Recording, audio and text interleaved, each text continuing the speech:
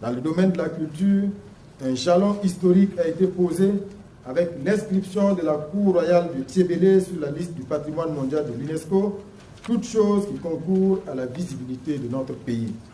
Dans ce secteur, il faut noter la tenue effective de la 21e édition de la Semaine nationale de la culture du 27 avril au 4 mai 2024, qui a enregistré plus de 190 000 acteurs de la culture venus de plusieurs pays du continent et du monde.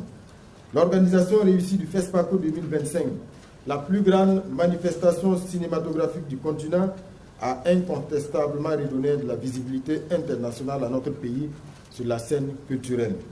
Plus de 13 500 festivaliers accrédités, dont plus de 3 500 professionnels du cinéma et de l'audiovisuel, et près de 2000 journalistes ont participé à la 29e édition du FESPACO.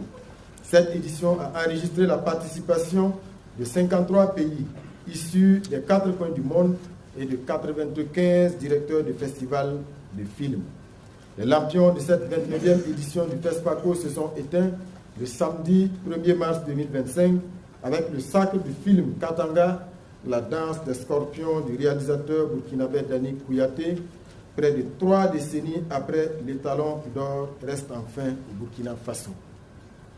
La réussite de l'organisation de la SNC, du CIAO et du FESPACO constitue un message au monde que le Burkina Faso reste un pays fréquenté et fréquentable.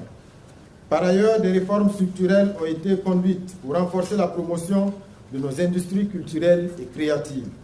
Dans ce domaine, l'on peut retenir la création de l'Agence burkinabé du cinéma et de l'audiovisuel qui permettra d'impulser une nouvelle dynamique dans la structuration et le développement de la filière cinéma, de l'audiovisuel et de l'image animée. L'on peut également citer la création de Faso Tourisme, qui entend conduire des innovations en matière de promotion de la destination Burkina Faso.